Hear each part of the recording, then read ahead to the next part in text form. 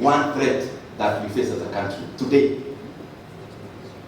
It is debt. And I don't think we are taking the seriousness of this matter the way it should.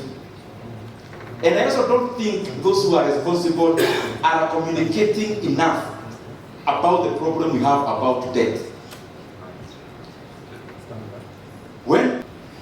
Now, why have I picked just the IEBC? Even with the challenges that there are in terms of funding the current budget, the budget we are likely to give IEBC during the electioneering period is actually more than the entire budget we give to the road sector in Kenya when we talk about development funded by GOK. ETV Africa News at this hour. Championing or leading the budget making, but up to what point can you exercise your mind?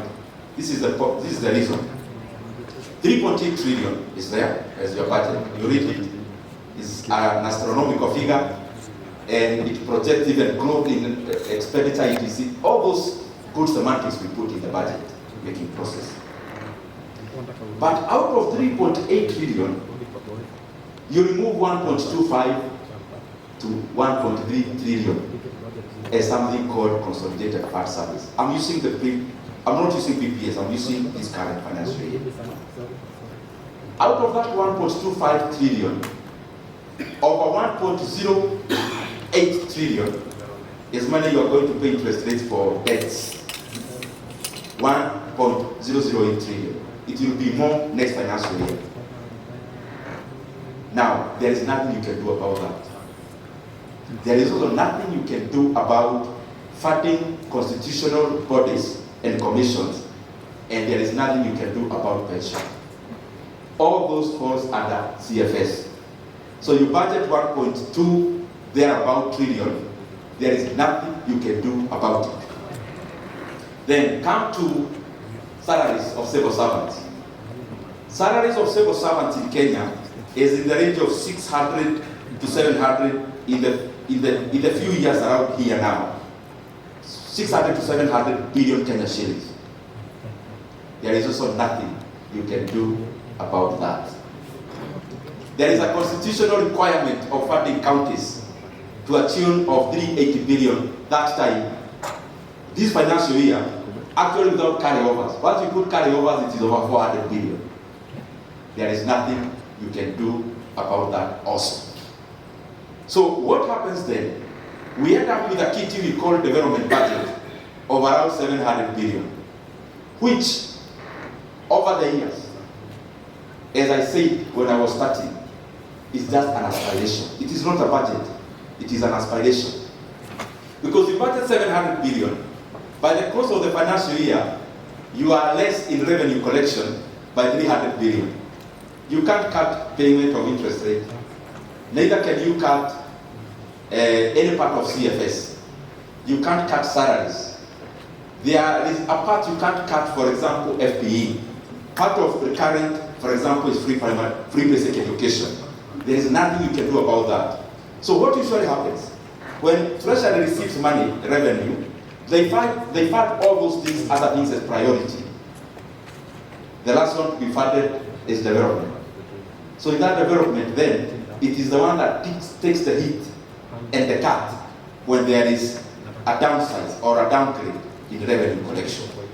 So the room to exercise the authority of budget making process continues to be decimated. For me, in one way, it's a good thing, especially in regards to what this money goes into doing. But of course, as I wind up and talk more about also the revenue side. Nachukua a few points here and there. I'm talking broadly, so please don't get lost in the mix. I'm just trying to be broad and general. This financial year, as you do the alternative budget, this and next, you'll likely see a lot of enhancement in DJ law.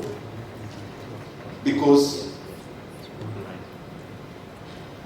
maybe 1 year after today, or even months after today, we are likely to see a lot of activities around IEBC. It is a huge budget expectation there. Because we are talking about around 60 billion Kenya shillings that must go into the instruments of democracy, into making sure you have a credible election in the year of election, which is not very far from today. Now, why have I picked just the IEBC? Even with the challenges that there are in terms of funding the current budget, the budget we are likely to give IEBC during the electioneering period is actually more than the entire budget we give to the road sector in Kenya when we talk about development funded by GOK. So I want you to start exercising your mind around your expectations then. I have talked about non-discretionaries you can't do anything about. There is now another non-discretionary called IEBC that will take approximately 60 billion. So what is that doing? It continues to shrink what you may call political development. As an MP, as a politician, you may talk about all the other things. Before you talk about roads and water, you have not yet said anything about development. Because the people's expectation in terms of Kenya is around those areas. Let me say something about debt. If there is one threat that we face as a country today, it is debt. And I don't think we are taking the seriousness of this matter the way it should. And I also don't think those who are responsible are communicating enough about the problem we have about debt. When you are in a hole, there are many ways you can get out of that hole. You can get a ladder, you can get somebody to pull you from it. There are many ways. One of the ways you cannot get out of the hole is to continue digging that hole. You know, I just want you to reflect on the figures that were projected here. You tell me whether Kenya continues to get out of the hole or to dig the hole further. And I think in terms of debt management, we have a lot of work to do as a country. And the government also has a lot of work to do around debt management.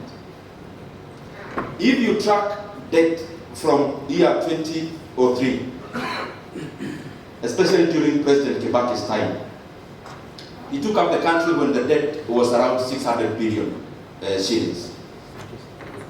By the time he left, it was around 1.8 trillion. But I want you to see the other side of it.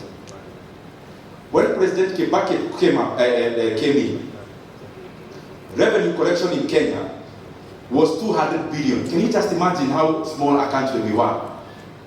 We were collecting only 200 billion in ordinary revenue. When President Kibaki left, that figure was around or close to 1 trillion Kenya shillings. So if you look at the debt growth, the debt grew from 600 to 1.8 trillion.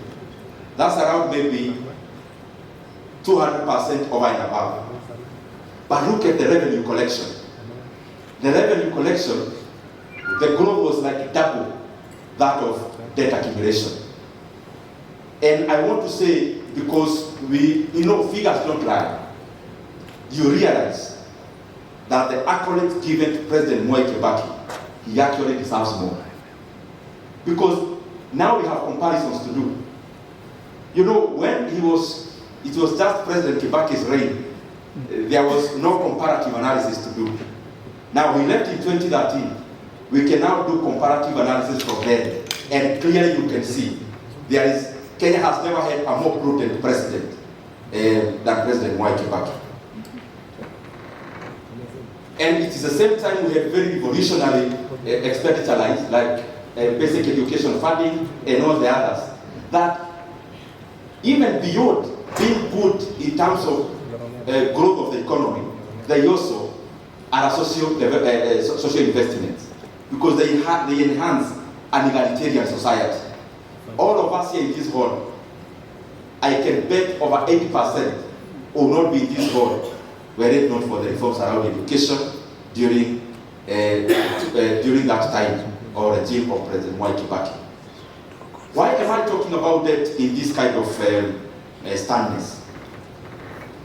We are now talking about 10 trillion to 11 trillion depending on where the currency is, because 50% is denominated by a currency, other currencies, not ours.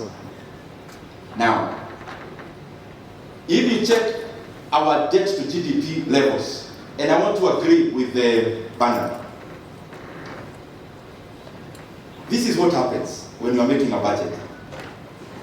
You have to address the issues in your country. But I also see we are not as sovereign as we purport to be. Developing countries are not as sovereign as it appears.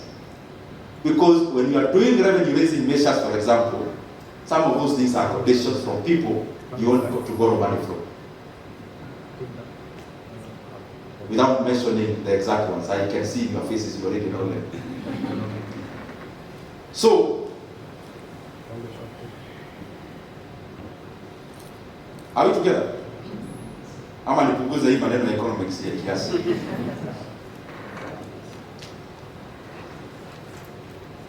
I'm looking for words for you to capture this point properly. I'm talking about debt. If you look at our debt level, 10 to 11 trillion,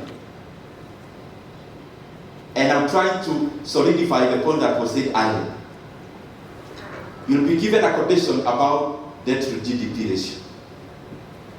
You'll also be given a quotation around fiscal deficit to GDP ratio. If you notice there, GDP is cutting across both two parameters. So what do authorities do? Because the target is on a percentage. If I do 2 out of 10, 2 out of 10 is what? 2 over 10 is 20. 2 over 10. 2 divided by 10. What's that? 20%. Very well. What about when I do 2 out of 20? 10%. What have I changed? Have I changed? Is the 2 constant? What have I changed? What if my obligation was to lower the percentage? What do I need to do around the denominator? Now, ask yourself this. You report in the same government documents, the Kenyan GDP grew by 4.something%. That goes in the record.